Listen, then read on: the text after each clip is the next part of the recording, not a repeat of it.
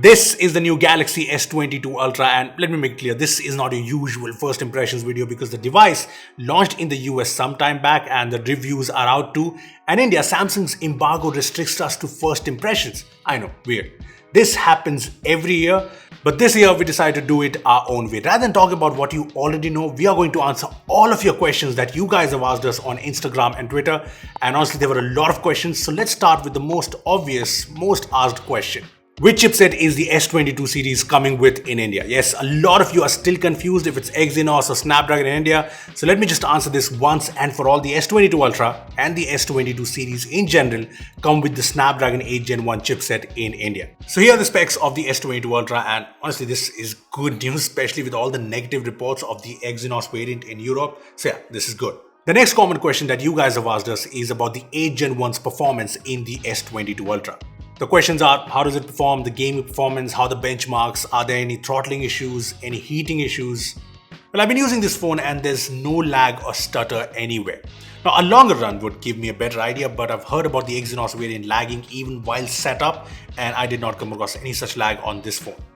Coming to the benchmarks, they're good, kind of what you expect with the 8 Gen 1. As for throttling issues, I tested things out. I first set the phone's performance to maximum to get the best idea, and I ran the CPU throttling test app multiple times. This is the 20 threads 15-minute test, and you can see some throttling in the graph. Anyway, the end result was 79%, which is a good number. I ran this test multiple times though, and the phone did well, sometimes throttling to 87%, sometimes to 86%, which is actually really good for 8 Gen 1 if you ask me, especially with the phone set to maximum processing. I even ran a more intensive 50 threads 30 minutes test, and the S22 Ultra did throttle there, but 76% is still decentish. When it comes to heating, the phone does go to 43-44 degrees after intensive CPU throttling tests, but generally I noticed it staying around 39-40 degrees, which is not overheating. I mean, here's a video shot from the phone, and this is after an hour of BGMI at the highest graphics, and the phone is at 38-39 degrees max, which is good. I even did a temperature comparison with the iPhone 13 Pro. I shot a 4K 60fps video on both the phones for 15 minutes and I checked the temperatures. The S22 Ultra is at 39-40 degrees, which is fine, but the iPhone is kind of hot. It's at 44 degrees, and honestly it feels warmer than that. Also, if you're wondering about the game performance, I played BGMI at Ultra HD graphics and ultra frame rates for around 1.5 hours on the trot, and the game was smooth AF, no lags or anything. I mean, I've only had this phone for a day, but the performance here seems well optimized. The next lot of questions were on the camera. First up, transition between different camera lenses. Is it the same as the S21 Ultra or has it improved? So we don't have the S21 Ultra, but compared to the Note 20 Ultra, I did feel switching between the lens was smoother. Here I am switching from the ultra wide to the main camera slowly, and you can notice the jump in the S22 Ultra, but it's a lot smoother when compared to the Note 20. Let me show it to you once again. And yeah, if you like this new format, a sub to the channel would mean a lot. Do it. Moving to the next questions, how about the video quality at night? Has the video quality improved in the S22 Ultra? So the videos I shot at night are good, but I wouldn't call them extraordinary. Here's a video I shot at night, and while it's sharp and good, there is some noise too. Also, there's an auto FPS feature that changes frame rates dynamically for better low light videos. I felt this was resulting in weird shake in the video, so I turned it off. Has the portrait mode improved as others are saying? Well, I tried out the portrait mode on the S22 Ultra at 3x and it's actually really impressive. Here are some portrait mode shots from the phone, and the edge detection is actually great. Just look at Akshay's hair in this photo, or even his glasses, and I like the details and the background blur. Now it does add a warm tone at times, but it's definitely improved. Wide 2 telephoto lens. How is the zoom lens? Well, here are the camera specs, and the telephoto camera is capable of 3x optical zoom, and the periscope camera brings 10x optical zoom. Here's the view from our office, and this is 1x. Now the 3x shot is sharp and nice like you'd expect, but look at the 10x shot now. This is awesome, right? I mean, that is far away and the photo is pretty good. There's still 100x space zoom, which is still kind of gimmicky, but it does fine. A lot of you guys also asked us to compare the cameras on the S22 Ultra versus the iPhone 13 Pro, and we did. And my brief test, the S22 Ultra does well. It's a very good camera phone, but I feel the iPhone 13 Pro is better. See, iPhone photos have the slight warm tone that you expect, but other than that, the iPhone photos are generally better looking with better dynamic range.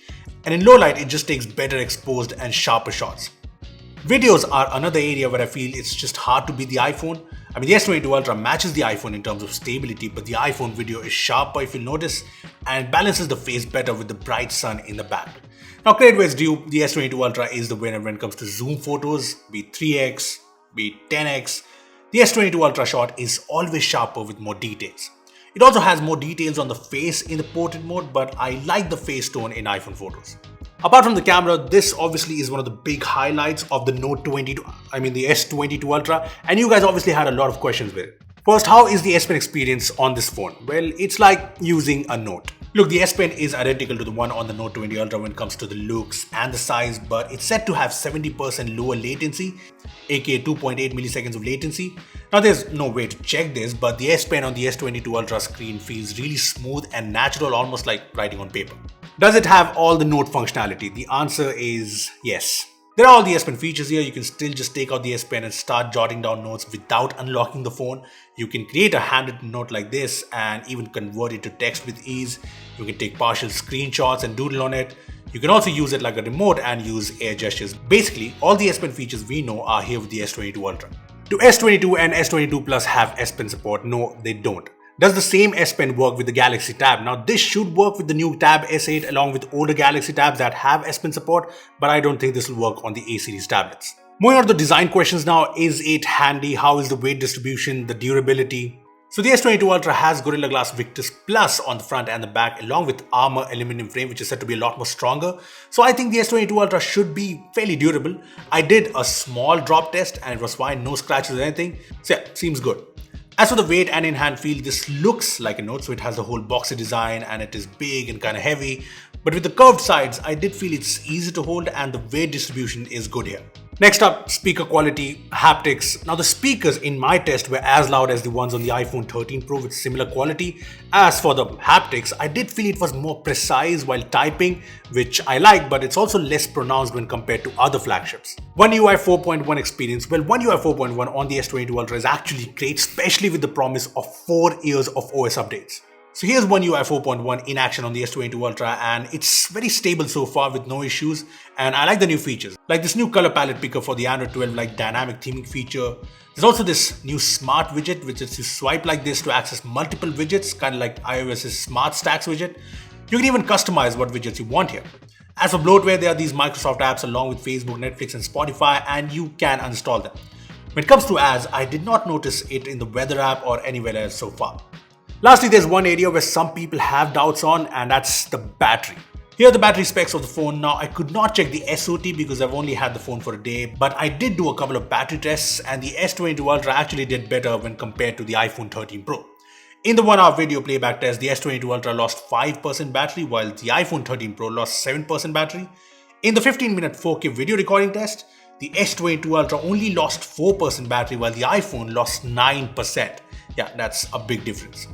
I also tested the charging speed with Samsung's 25-watt charger. It goes from 10 to 50% in 21 minutes and to 100% in an hour.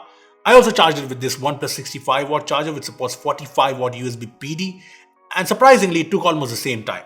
So those are almost all the major questions that you guys asked us on the S22 Ultra, and if I had to sum up my experience with this new Samsung flagship, I'd say fairly positive. Now I say this because every year we are used to S flagships with Exynos, and this time we've finally gotten the Snapdragon version, and so far it seems well optimized and good. Plus it looks premium, brings the S Pen, the latest software with the promise of 4 years of OS updates. Now I still like the iPhone's cameras more, but the S22 Ultra's cameras are definitely flagship grade. Anyway, if you still have any questions that I did not answer, comment down below and I'll answer them in the first 1 hour once the video goes live. So comment down below. Also give this video a like if you like this new format, share it and subscribe to our channel for more amazing tech videos. Well, that's me signing off. Thanks for watching. I will see you in the next one. If you open Google Maps and just search for OK Maps, this view opens up and you can just download the map.